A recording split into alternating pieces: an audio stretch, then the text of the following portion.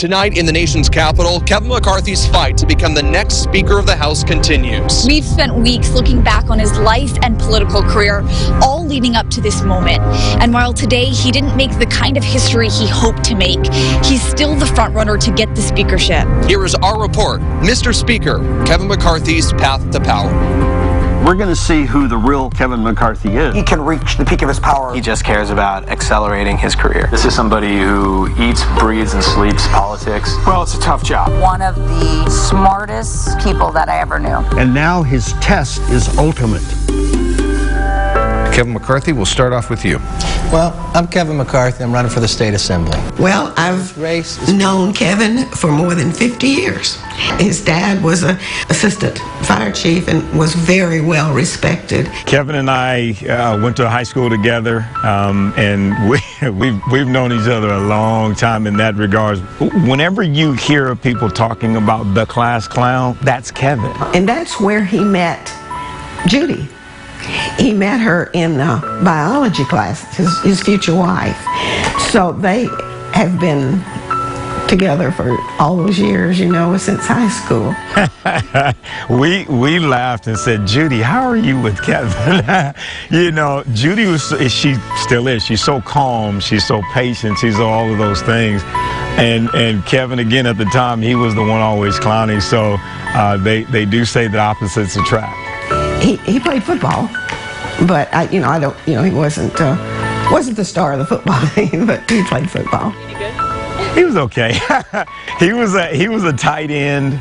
He played defensive end. I know oftentimes Coach Briggs would yell at him because there were times that he would be clowning around and may not be as serious as others. He always had leadership qualities and characteristics. He always thought differently. Not to say that we were probably more sports-oriented in our thought process than he was. He was more business-oriented. Like, how can I do this? How can I make this work? Anybody have any idea from all those studies? You know what got me involved in politics? The California lottery. And the most money you could win there was $5,000. I scratch off 3 of them, and all 3 say $5,000. He purchased this deli, and then he sold it and took the money and went to CSUB and received his BA and his master's. He came as an intern into our office.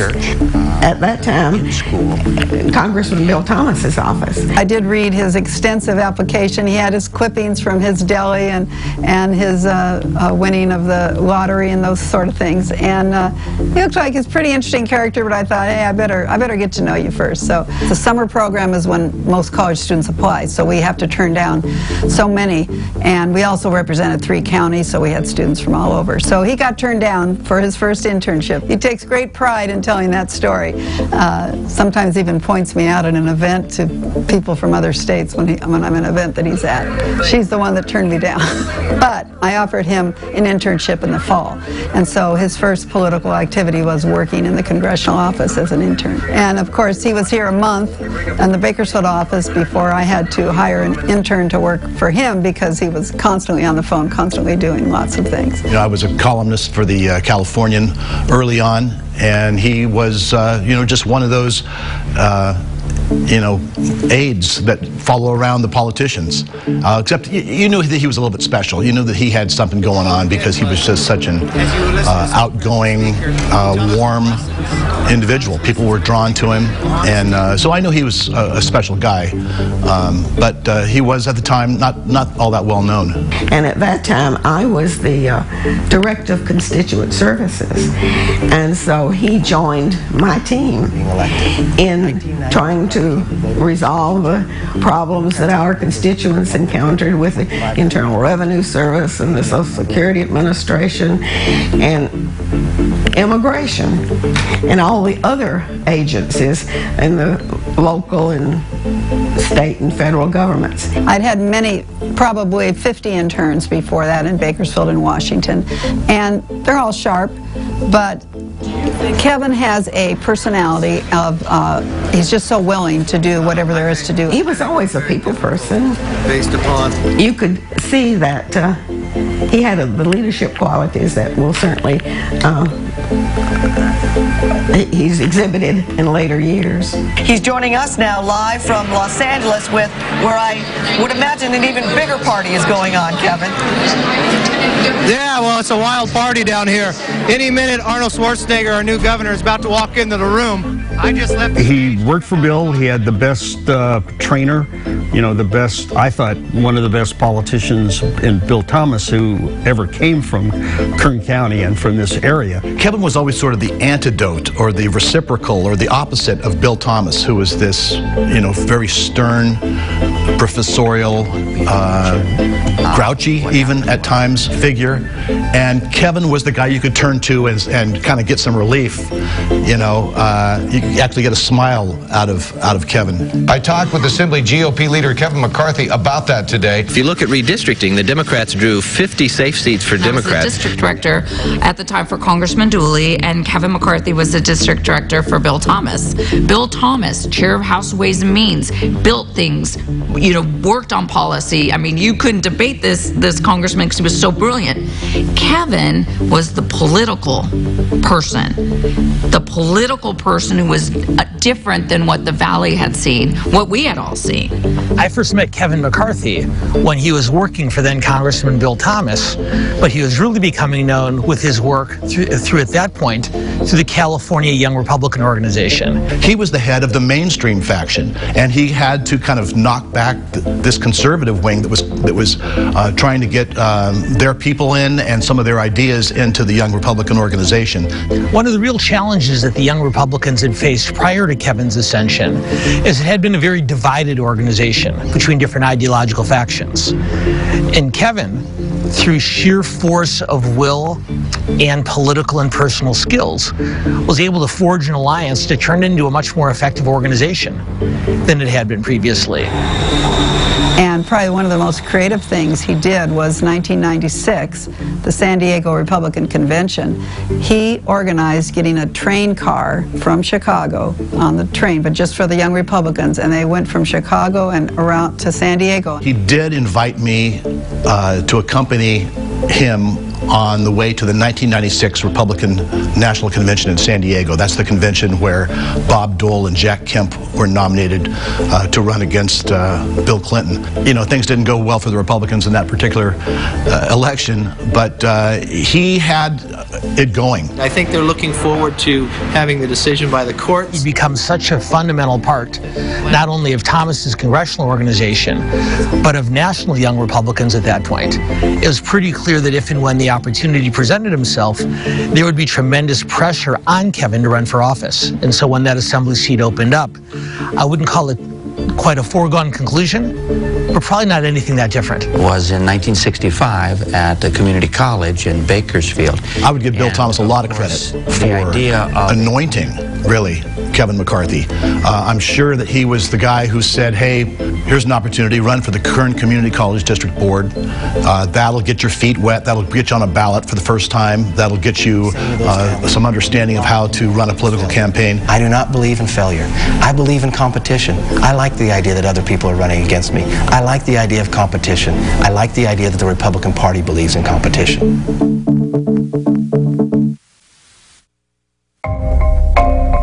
I have an A rating from the NRA. When I became national chairman of the Young Republicans, I got to invite my speaker. My speaker was Charlton Heston. Kevin went in, got elected in the primary because the seat was overwhelming Republican. And of course, the battle with Maggard was they were two Republicans running for the same seat. So yes, that was a tough race. That might have been his toughest race, really. At the time that McCarthy went to Sacramento as a freshman member of the Assembly, Republicans were still in the minority, and they still had no real chance of becoming a majority, at least no realistic chance.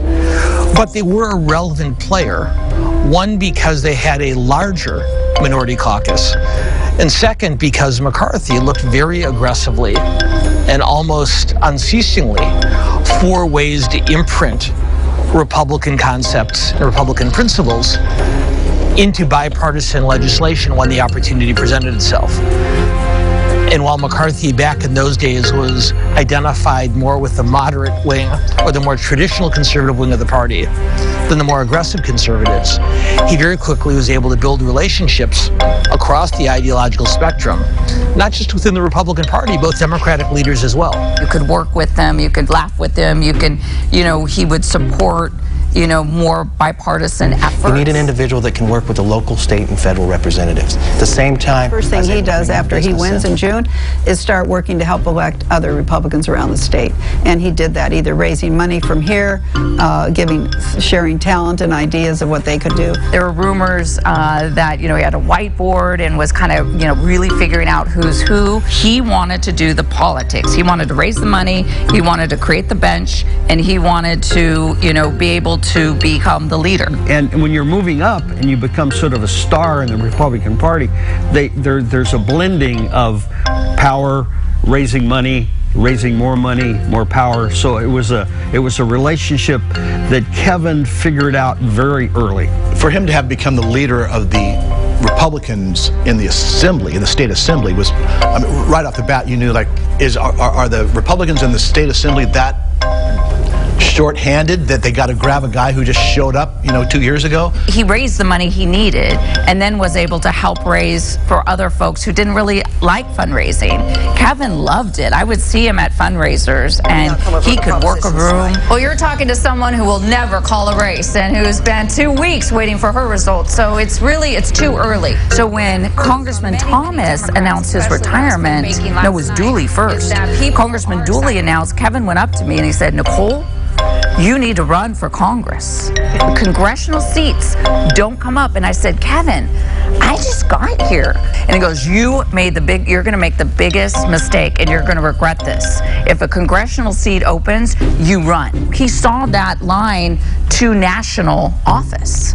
And he was he literally was heartbroken in a sense that I would choose to stay and represent and do what I was elected to do.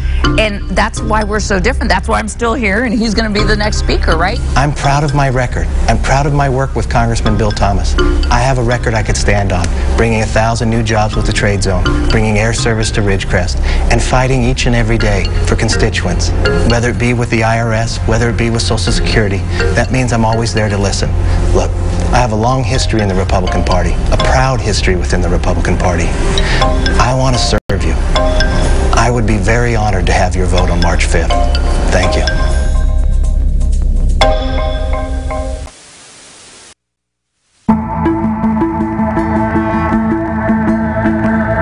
Kevin McCarthy, our new congressman. Yes, looks like he is going on to a big victory tonight. Well, remember, we had taken over the House. The House was Republican. The year Kevin gets elected, boom, we lost the House. I think it's a needed time for Republicans and then the President and the Senate to self-evaluate a little bit. Evaluate and come up with where we go next. I'm joined now by the new congressman. Congratulations to you, sir. Well, thank you very much. In your speech earlier tonight, you told the crowd that you'll be bringing Kern County values to Washington, D.C. Talk to me a little bit about that. That's really just bringing common sense and greater accountability to Washington. So when they bring up the legislation, we find Kern County, we know common sense, we know quality of life, and we know accountability. You will also possibly be serving with minorities, so how do you feel about that? Well, I serve with the minority now in Sacramento, and we've still been very effective. But the difference may be much closer. So I think you might find people being more bipartisan and actually have a bigger say than we do now in Sacramento. Thank you so much for your time this evening, sir, and congratulations once again. So I was Chief of Staff for Chief Deputy Whip Eric Cantor when Congressman McCarthy was elected to Congress in 2006. And we, as senior staff for Whip Cantor at the time, we were tasked with identifying sort of the up-and-coming members, the members who had influence within the conference, who were well respected by their peers. And it didn't take a great deal of time to realize that Kevin McCarthy stood out among his peers. Kevin was an early member of the Whip team when he first got elected, and when you would give Kevin a job, here's 4 members we want you to go to try to, talk to about, he would get it done and come right back and ask for more, and that was very much appreciated by Eric, and something that Eric really came to rely upon as Kevin became his chief deputy whip 2 years later. I started covering McCarthy in 2009 when he was in charge of the Republican Agenda Project when they were trying to take back the majority in 2010. He was a young whippersnapper of a congressman. A local newspaper named Congressman McCarthy the 110th Congress Rookie of the Year. By 2009, he was named Chief Deputy Whip. And Congressman McCarthy is slated to become the next Majority Whip in the 112th Congress.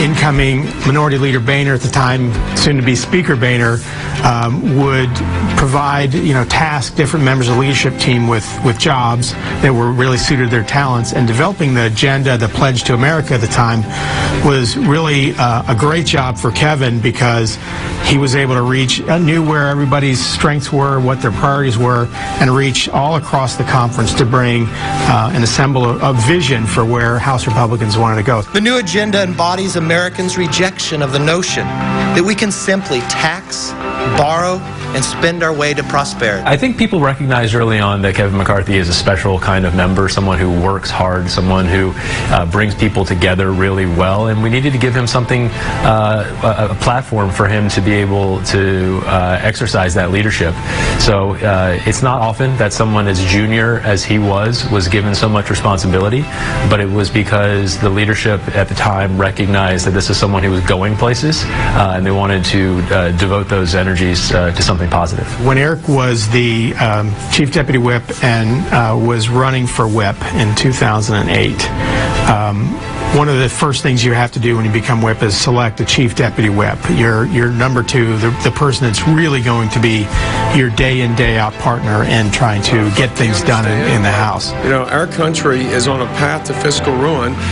And I developed, with input from some of the key members of our staff, a list of about 9 or 10 members from across the conference that I thought were realistically good candidates for a chief deputy whip. But Eric would never look at it until he was actually elected. He was sort of suspicious in that way. And when it came time for him to pick his chief deputy whip, I sat down with him and I said, well, I've got this list I want you to take a look at. And he said, do we really need to do this? I said, yeah, and he looked at the list. He laughed at some of the names that I put on there. And he goes, handed back literally 10 seconds later, said, it's Kevin. It's been sort of fun to watch all the speculation in Washington over the last few weeks about this young trio of Democratic leaders who are just taking power.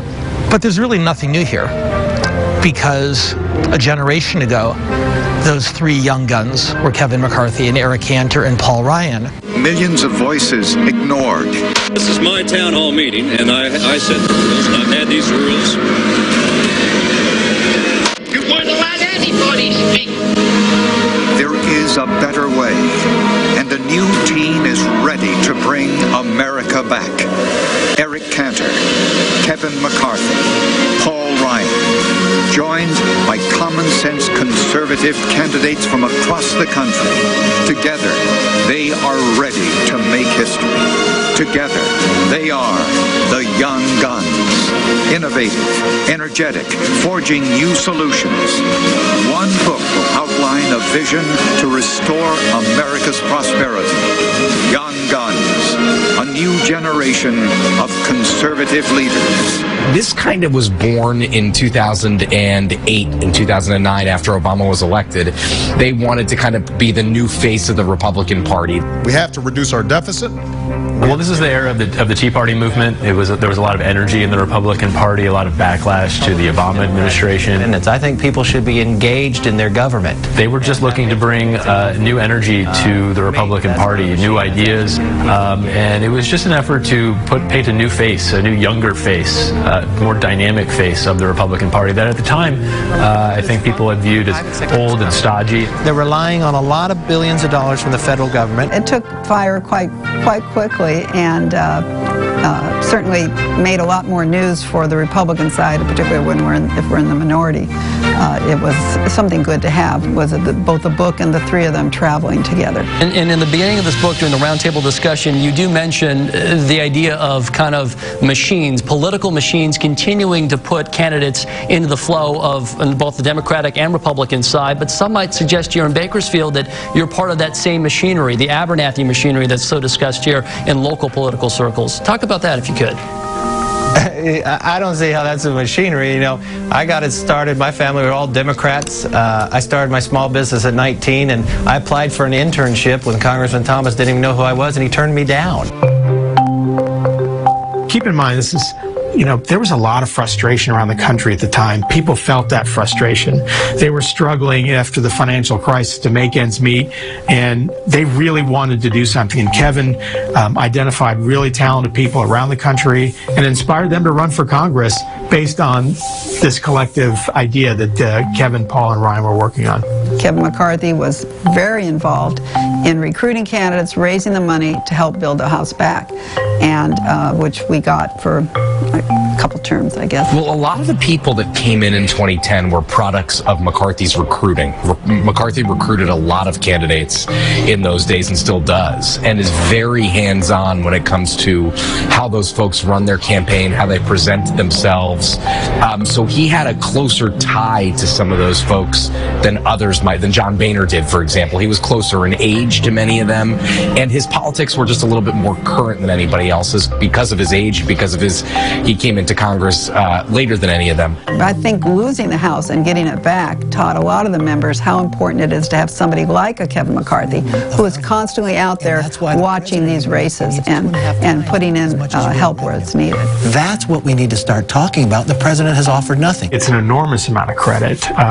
He was, you know, a slightly junior member of the leadership team at that point, but his position is, for anybody inside Washington knows, that's an incredibly important, if unheralded, position. And so we're going to let the ideas transfer onto the floor and have the best idea win and be able to move that forward to the Senate. He was well-liked. He was hardworking. He was fun to be around. And I think he had just his energy was and his enthusiasm was contagious, and you know, I could tell that he was somebody that had a really bright future in the House. And that is not how we play with taxpayers' money.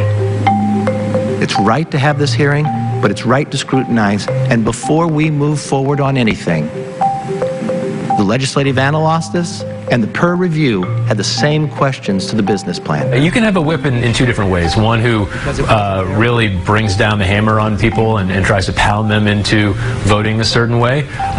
Or you can try to bring people together by motivating them, by encouraging them, by inspiring them, and that's much more Kevin McCarthy's approach. He doesn't make enemies, he makes friends. And this shows each and every year what makes this community so great. He is somebody that people want to have a beer with. He doesn't drink, but he's somebody that people want to have a beer with. He's friends with everybody. He's jovial. He's somebody who has good relationships kind of across the ideological spectrum. Doing out recruiting candidates and laying out the challenges America faces, but laying out solutions. Young Guns is all about ideas and solving problems. He's one of the most personable, well-liked people, and from a very early part of his career was very inclusive and made a habit of making friends with members, new members, hometowns, names of their family, wife, kids. You know, he just established relationships as well as anyone I've ever seen. I still remember where I was when I heard that Eric had lost his primary. It was such a shock. I think we had a 33-point lead the day before, according to our pollster. This is a seismic political upset. It's going to have huge repercussions in Washington, both politically and on the policy front. People were shocked, and they hadn't contemplated, you know, the next Congress without Eric Cantor, most likely as the Speaker of the House. So it resulted in two things, but just like when I presented that list to Eric of, you know, potential candidates to be his chief deputy whip, when the conference was in need after Eric's defeat, there was no question that they would turn to Kevin. He had grown in the job. He had matured as a legislature. He was still grounded back home, and he was ready to step up. He likes to bring people in, likes to hear people, likes to make people feel heard, and that's a really important part of leadership. These institutions are just made up of a bunch of individuals who all want to make sure that they feel relevant, that they feel included in the process, and he understood that very quickly. That's my job. If I do my job well, I have no concerns. The big question this morning, who will replace House Speaker John Boehner? Boehner announced on Friday he is stepping down at the end of next month, and his decision will no doubt have a huge impact on how things get done in the nation's capital. Yeah, I mean, that was a time where you had a number of our members who were out for blood, and they were able to push out John Boehner, and I don't think that they were ready to accept someone who was just next in line.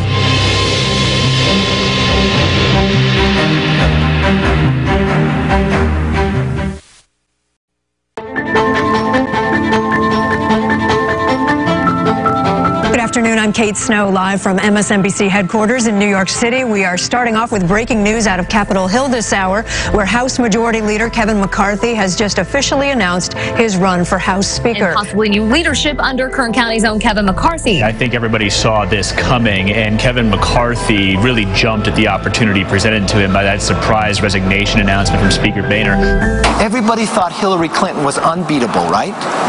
But we put together a Benghazi special committee, a select committee. What are her numbers today? Her numbers are dropping. Why? Because she's untrustable. Now, he's getting criticized severely for suggesting U.S. government money organized this Benghazi hearing for the purpose of going after Hillary Clinton politically. That's an absolute inappropriate statement. Well, I might have said it differently. You might encounter resistance from the so-called Freedom Caucus, the 40-some conservatives in the House who are saying, wait a minute, not so fast. You are in the process of trying to get enough votes to be Speaker of the House. Yes. You don't have 218 yet, do you? We're very close, yes. I want to change, transform the way we do business. Are you playing kind of a spoiler role here at all today for Kevin McCarthy? Why are you running if you think you're going to lose? The question is Kevin McCarthy going to be the Speaker, or is he going to be the Majority Leader? Good evening. There is turmoil for Republican lawmakers right now that could affect all of us before it is over. It has to do with who will become the next second in line to the president. And I think there's something to be said for us to unite. We probably need a fresh face. I'll stay on as Majority Leader. But the one thing I found in talking to everybody, if we are going to unite and be strong, we need a new face to help do that. In a shocking move, Kevin McCarthy stunning Washington, dropping out of the race. Speculation surging on the reason for his sudden exit. Kevin McCarthy is out. You know that, right? And they're giving me a lot of credit for that. Trump didn't have any idea. I mean, to be frank with you, Trump had no idea what Kevin McCarthy was like and what his qualifications were for the job. It was an amalgamation of things, and quite frankly, a dislike of McCarthy from a small pocket of conservatives in the conference. They were looking for a much bigger shakeup, and it wasn't really about Kevin McCarthy. It was about toppling the leadership. I mean, this is somebody who has a long history in the GOP, but the reaction was it was really interesting because McCarthy, to this day, I would say, still wonders whether he should have dropped out of that race. I don't want making voting for Speaker a tough one. I don't want to go to the floor and win with 220 votes. I think the best thing for our party right now is that you have 247 votes on the floor.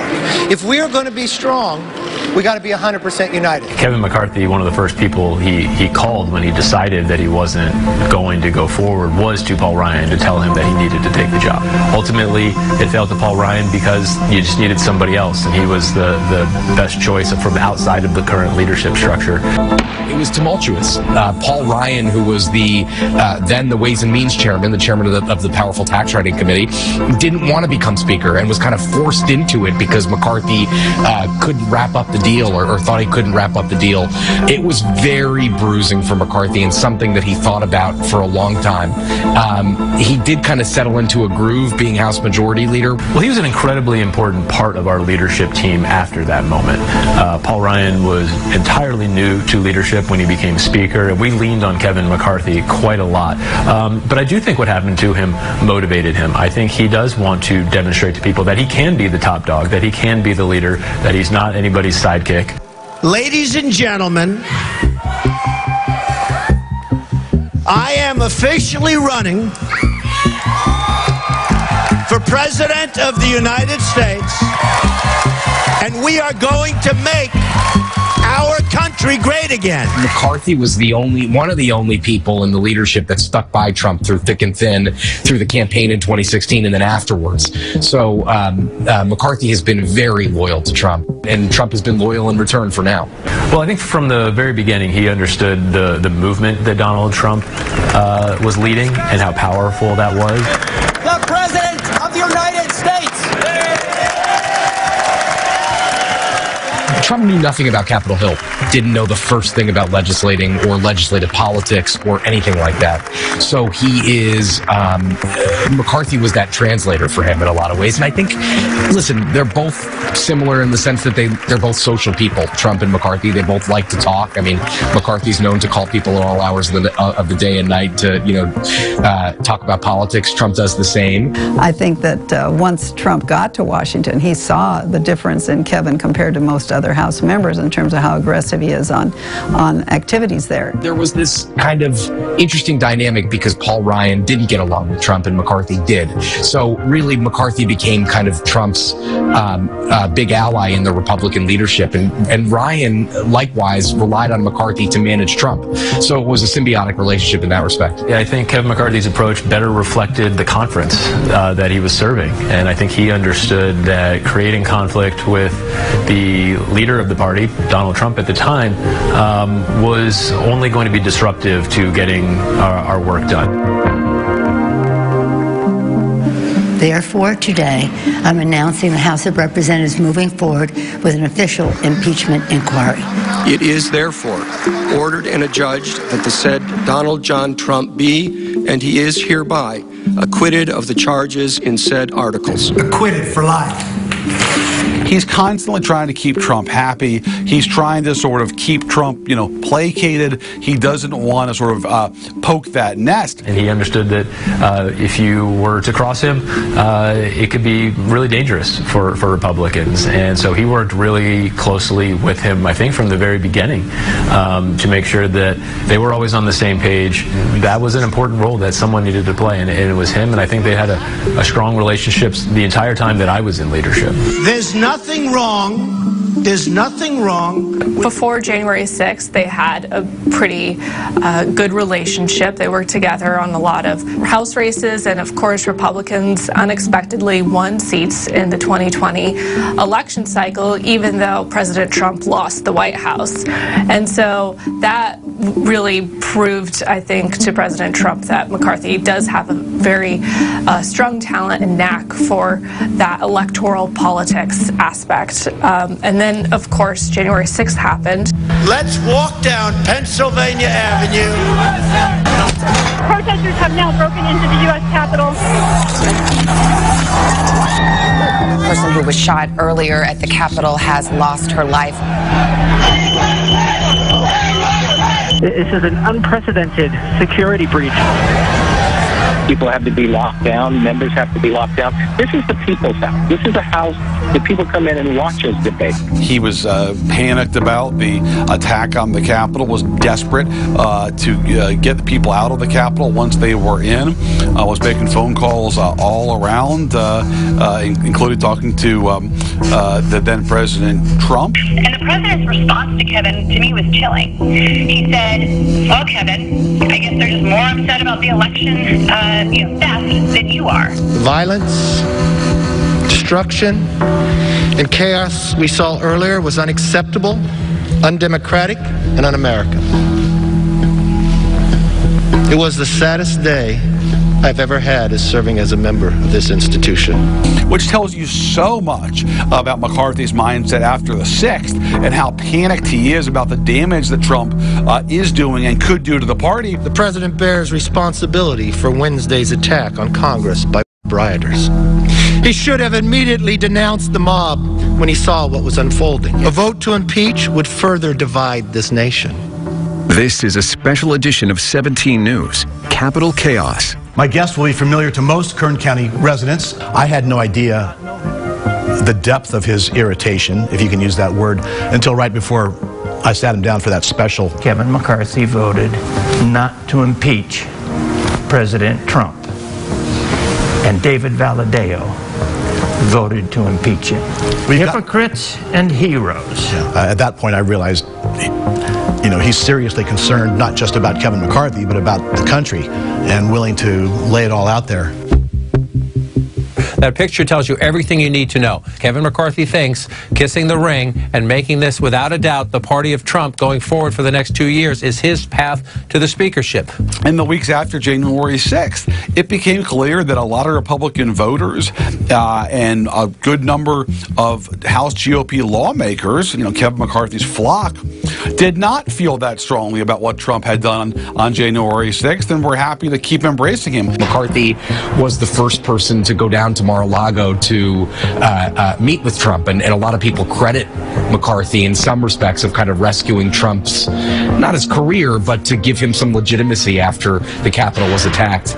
Leader McCarthy going down and being able to talk to him really legitimized Trump, I think, and kept him in that leader of the party type of stature. That's a really important moment on Trump's rehab tour in the weeks and months after he left office. I was invited to go to Mar-a-Lago to see the president by the president. I was already in Palm Beach, so I stopped by to see him. He asked to take a photo. What Trump didn't know at the time when McCarthy went down there to patch things up was that Kevin McCarthy, was privately plotting to get Trump to resign. Liz, you on the phone? Yeah, I'm here. Thanks, Kevin.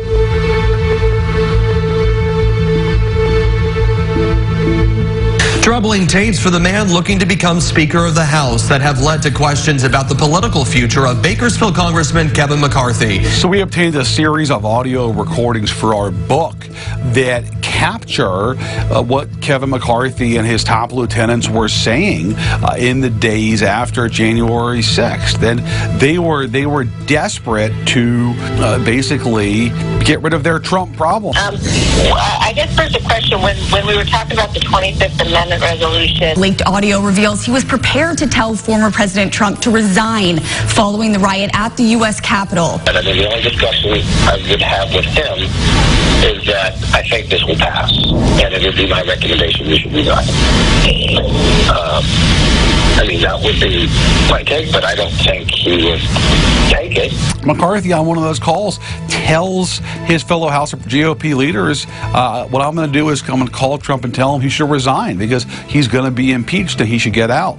That's an extraordinary pledge to make, given McCarthy's obsequiousness in the 4 years of Trump's presidency. He placated Trump at every turn, but in those moments, he saw Trump as a political problem that he had to fix. We are now getting more stunning new audio obtained by the New York Times. I've had it with this guy. What he did is unacceptable. Nobody can defend that, and nobody should defend it. New fallout over the newly released audio recordings from after the January 6th riot. In them, House GOP leader Kevin McCarthy is heard worrying that some Republicans' rhetoric could lead to more violence. I just got something sent now about Newsmax, something Matt Gaetz said, where he's calling people's names out, saying an anti-Trump in this type of atmosphere. In some of the other places, this is serious stuff people are doing that has to stop. We start tonight with the developing political news out of Washington hitting close to home. Bakersfield Congressman Kevin McCarthy will not comply with the January 6th committee's request for an interview and records. McCarthy's decision to not respond to that subpoena or sit in front of the panel is really just a further, almost expected move in response to trying to delegitimize the committee as a whole. Well, just to be clear, I'm going to focus on the issues people care most about. And when we do that, we also have an accountability to hold this administration accountable. But his opponents say he kind of lacks conviction and lacks core values, and that's why they oppose him. Now, he has become much more populist. He has become much more in the mold of Trump. And so there has always been this tension between McCarthy and the Freedom Caucus, but unlike his predecessor, John Boehner, McCarthy has taken a different tactic with them and tried to embrace or at least give a seat at the table. Sitting Republican House members appearing at a white nationalist gathering. Marjorie Greene is going to have committees, yes. She's duly elected. He's not ideological. He's not anchored in any wing of the party on philosophy. He wants to rise in the ranks, and he wants to keep folks happy. This is a party that is very fractured, but if anybody can bring people together and unify the conference right now, I think it's him. More than 2 million Americans have already cast their ballots in the midterm elections, and a new poll shows some good signs for the GOP. Republicans would and should be feeling pretty good about their chances. This is an absolute disaster for the Republican Party. Definitely not a Republican wave, that's for darn sure. This was expected to be an event to really celebrate McCarthy as a potential speaker and the House gains, but that is not the case. Would he be able to get everyone in his caucus, from firebrand Matt Gaetz to moderate Don Bacon, to vote for him? We will see. Brace yourself for some chaos over the next couple of months. It's deja vu all over again right now, because the same kind of problems that McCarthy had then, he's having now. He didn't get a governing majority. He got scarcely a majority at all.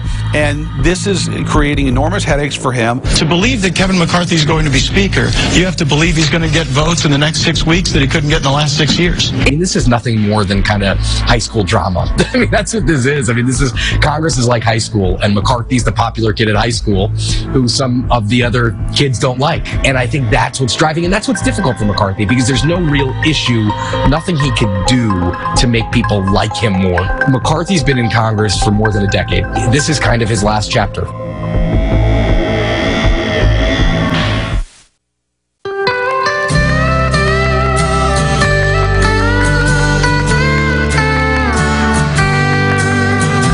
What comes from Bakersfield? Twangy music, smog, and Kevin McCarthy. He was the deputy whip. He was the whip. He was the minority leader. He was the majority leader. He's the minority leader again. He has literally covered all of the bases. He's very good at fundraising. He's very good at recruiting. And he's very good, depending upon if you like him, you call him agile. If you don't like him, you call him a chameleon. Overall, there is just this feeling that he just cares about accelerating his career. And he doesn't really care about our constituents, that he gives certain constituents just enough time to where they feel, good about him. But I don't think that Democrats are disillusioned that, historically and still to this day, Bakersfield is, pretty conservative, at least on its surface. You hear more criticism of him than, I think, in the last couple of years than you've ever heard before, but still, just overwhelming, name recognition. I can't imagine anything he would do that would change people's minds, short of becoming a Democrat and, supporting Gavin Newsom's efforts to shut down the oil industry. Short of that, there's nothing he could do. I want my grandparents to live here. I want my children to live here. I want to improve the quality of life for all in Kern County. Thank you. Oftentimes in politics, demographics is destiny. We know that his district is populated by Republicans who vote a lot. So I think it would be very hard to ever defeat him. He has Bakersfield running through his blood, and we can trust that he will have us, foremost in mind. Now, whether or not that's been the case, with our, astronomical murder rate and deep-seated poverty, you can make that argument. But as far as the people who are casting the ballots, at least 68% of them, that says we trust that this guy has our interests at heart because he is one of us. Now, nobody is defeating Kevin McCarthy in Kern County, and as a result of that, they can put a lot of their focus and attention on their leadership role. And as a result of that, they're playing hardball politics at the national level. They're free to do that. Actually find a way to make a common sense solution that politicians cannot control this system, regardless of which way you call it. He has a fundraising network that rivals presidential candidates. I mean, he's somebody who Republican donors really like and really like hearing from and giving money to. Most importantly, he single-handedly kind of keeps the House Republican political infrastructure funded and flush with cash. Many years ago, he brought Condoleezza Rice here for a fundraiser to raise a war chest that he probably didn't need. Well, where did that money end up? It probably ended up with a lot of people who were in competitive races, who needed that money, who owe their seat to Kevin McCarthy. He loves this stuff. This is somebody who eats, breathes, and sleeps politics. He loves the art and the science of politics. He likes to solve problems, and he has devoted his entire career to this, and he has gotten really good at it, candidly. He's definitely grown in his prominence, grown in his political savvy, raises a lot of money, could be the best Republican fundraiser in the country right now. But he has, he's kind of always been the political mind of the House GOP. He's not a movement conservative. He doesn't have firmly held beliefs that drive him on an everyday basis. It's a strength and a weakness. But I do not believe in wasting government. I was one of 3 that was able to uncover something that CPAs, auditors, state and federal, that could not. There is a lot spoken and written about whether and how McCarthy has changed over the years. I think that conversation misses the point, because most political leaders, while their beliefs are grounded on more timeless principles, are going to adapt and adjust and update when circumstances demand it. Otherwise, the voters are going to leave them behind. And I want to thank you, the viewers, for spending this next hour with us. No matter how you feel about his politics or his approach to things or his ambition, it's still kind of cool to think, well, you know, this guy has risen up to this position of prominence from little old Bakersfield. He wants that mantle so bad that he's supporting people who are so divisive, and I'll say ugly and racist and sexist. I mean, what can you say when he can stand next to Trump? What does that say to all of us who knew him and could have a conversation with us, play basketball with them, and worked on policy with them? It makes me very sad. Kevin, you know, his heart is in the right place. I really believe that the things that he's doing, the things that he wants to do, is with that in mind, and he has been very sincere about those things. And while controversial and all of that, again, which I don't get involved in, I just know that how he's treated me personally, and how, you know, my wife and I, and when we, you know, saw each other at the reunion, and since then, it's all been genuine, it's all been the same. He's never changed to me. I think he has to listen to both sides and then, you know, come up with the determination that is best for everybody. But I think that's one of his characteristics, is that he listens, and you know, he has respect for others' opinions. I worry about him, but he's going to prevail. He's one of the smartest political people I know, but has lost his way. But there's still hope. I think he's thinking about everything he's ever done, and what worked and what didn't work, and how he's going to make decisions in the future could be totally different. But he's challenged, and now his test is ultimate. Well, his optimism and liking of people is now matched with realizing how serious this spot is and how important it is and how tough it will be. I met Kevin McCarthy in the early 1990s when he had just become chair of the California Young Republicans. At that point, the Young Republican organization was a very divided, very fractious group. And watching McCarthy find a way to get people with very different goals and very different ideas to work together was a very instructive thing to watch. Right now, he's facing perhaps the greatest challenge he ever has. And look, it was hard enough for John Boehner. It was hard enough for Paul Ryan. And the caucus he has now is even Trumpier. It's even less willing to compromise. And he's got a small group of people who despise him personally and don't trust him. And those folks would have been largely irrelevant with a bigger majority. But the fact is, they only have 222 seats, and that empowers a noisy, very conservative, but suddenly a very important group of hardliners who are threatening to make McCarthy's life hell. You might encounter resistance from the so-called Freedom Caucus. But some might suggest here in Bakersfield that you're part of that same machinery, the Abernathy machinery. And possibly new leadership under Kern County's own Kevin McCarthy. Kevin McCarthy, we'll start off with you. Well, I'm Kevin McCarthy. I'm running for the state assembly.